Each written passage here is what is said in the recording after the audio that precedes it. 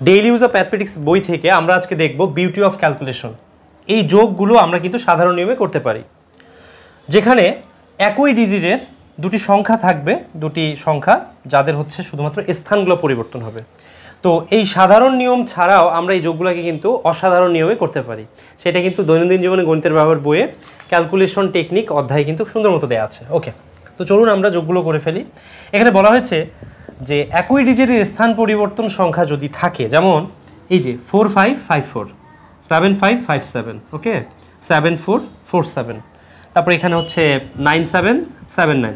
আবার আমরা এটার মতো করে এইভাবে বলতে পারি যে 38 প্লাস হচ্ছে 83, তাই না? এইভাবে বলা যায় যে কোনো সংখ্যা 97, বা আমরা এখানে বলতে পারি 97 আছে একবার, যে 5995, ঠিক আছে?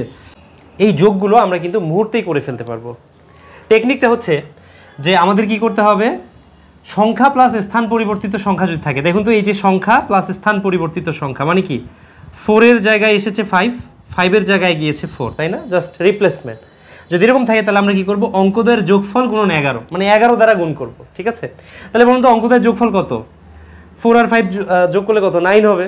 আবার আমরা এদিকেও যদি যোগ করি তারপর 9 হবে, 5 যোগ 4ও কিন্তু 9 হয়। আবার দেখুন এই যে 7 যোগ 5 কত হবে? 12। আবার 5 যোগ 7 এটা হচ্ছে 12। আপনি যেভাবেই যোগ করেন না কেন, প্রথমটা করেন বা পরের সংখ্যাটা করেন, সবসময় যোগ কিন্তু সেম হবে। তো এই যে আমরা যোগফলটা নির্ণয় করব, যোগফলটা লিখব, গুণন হচ্ছে 11, অর্থাৎ আমরা এটা বলতে পারবো এটা আনসার হচ্ছে 99। দারুণ না বিষয়টা? ওকে, এই যে দেখুন 75 প্লাস হচ্ছে 57, তাহলে আমরা এখানে কত লিখব, যোগটা লিখব, অর্থাৎ 12 গুণন হচ্ছে 11। এখন এই গুণটা আমরা কিভাবে করব? আমরা দুইভাবে করতে পারি, এটা অনেকভাবে করতে পারি কিন্তু, বাট পপুলার ওয়ে আমরা কিভাবে করতে পারি, এই যে 12 গুণন এই যে 11 আছে না, 11কে আমরা 10 যোগ 1 করতে পারি, 10 যোগ 1, তাহলে 10 যোগ 1 করলে কত হবে? 120। এই যে 10 আর 12 গুণ করলে 120, যোগ হচ্ছে 12, আমরা মুহূর্তেই বলতে পারি যে এই মানটা কত? 132। আবার আপনি যদি অন্যভাবে ওই গুণটা করতে চান, আপনি কিন্তু এখানে 10 যোগ 2 গুণন 11 করতে পারেন, অর্থাৎ সেই ক্ষেত্রে হবে 10 আর 11 গুণ করলে কত হবে? 110, যোগ হচ্ছে 11 দিয়ে 22, তাহলে কত হবে? 132। এই যে 110 আর 22 যোগ করলে তো 132 হয়। সো এই গুণটা কিভাবে হবে সেটা কিন্তু আমরা জানি, অনেকভাবে করা যায়, তাই না? আমরা দেখছি যে যদি কোনো সংখ্যা তার ডিজিটগুলো পরিবর্তিত হয়ে যোগ আকার ধারণ করে, সেই ক্ষেত্রে আমরা কিভাবে করে গুণফলটা লিখতে পারবো। তাহলে বলুন তো এই মানটা কত হবে?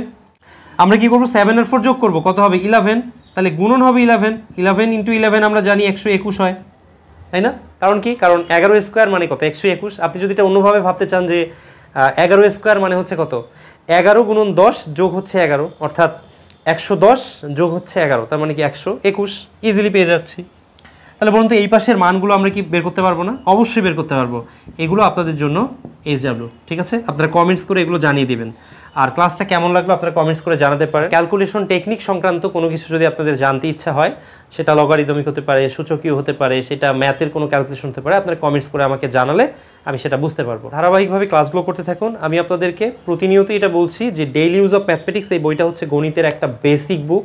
আপনারা আপনাদের গণিতের বেসমেন্টটাকে স্ট্রং করতে পারবেন এই বইটার মাধ্যমে। আর পাশাপাশি সাধারণ গণিতের বই কিংবা শুধু ক্যালকুলেশনের জন্য আপনারা ক্যালকুলেশন টেকনিক বইটা নিতে পারেন, উইদাউট ক্যালকুলেটর, মানে ক্যালকুলেটর ছাড়া সমাধান কৌশল, এই বইটা নিতে পারেন। আশা করছি আপনাদের প্রস্তুতিটা অনেক গোছানো হবে।